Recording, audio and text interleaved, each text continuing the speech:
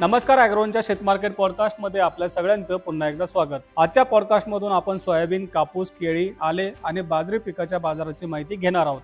सुरुवात करूया सोयाबीन पासून। जागतिक बाजारात सोयाबीन आणि सोयाबीनच्या भावात चढउतार सुरूच आहेत। सोयाबीनचे वायदे आज काहीसे वाढून $10.45 प्रति बुशेल्सवर पोहोचले होते, तर सोयाबीन $305 प्रति टनांवर पोहोचलं होतं। देशातील बाजारात मात्र चढउतार कायम नव्हते।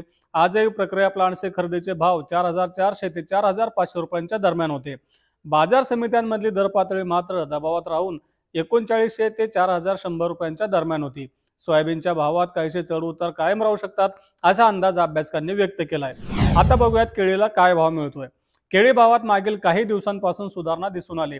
केळीला कुंभमेळ्यानिमित्त उठाव मिळतोय, यामुळे केळी दरात सतत वाढ झाली आहे। यात आवक कमीच आहे। पिलबाग केळीमधूनही दर्जेदार केळीची आवक सध्या होत आहे। राज्यभरात केळीच्या भावात सुधारणा पाहायला मिळाली। मागील काही दिवसांपासून केळीचे भाव 1,800 रुपयांपर्यंत पोहोचलेले आहेत।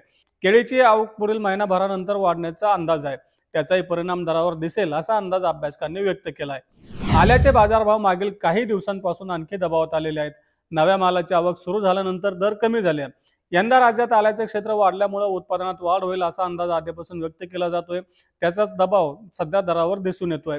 सध्या बाजारात 3,000 ते 5,000 रुपयांच्या दरम्यान आल्याला भाव मिळतोय। बाजारातील आवकेचा दबाव वाढल्यानंतर आल्याची दर पातळी आणखीन काहीशी कमी होऊ शकते असा अंदाज अभ्यासकांनी व्यक्त केलाय।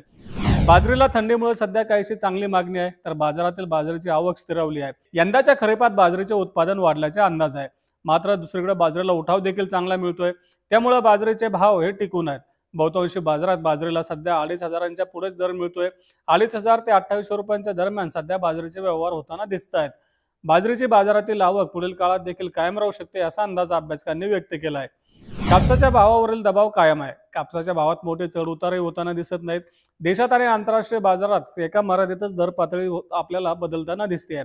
आंतरराष्ट्रीय बाजारात आजही 67.60 सेंट प्रति पाऊंडवर बाजार होता, तर देशातील बाजारामध्ये आवकेचा दबाव आजही कायम होता। आजही 1.5 लाख गाठींच्या दरम्यान आवक होताना दिसते, तर सरासरी दर पातळी 6,800 ते 6,200 रुपयांच्या दरम्यान दिसते।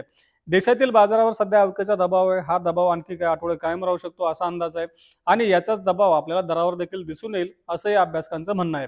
हे होतं आजचं आपलं शेत मार्केट पॉडकास्ट।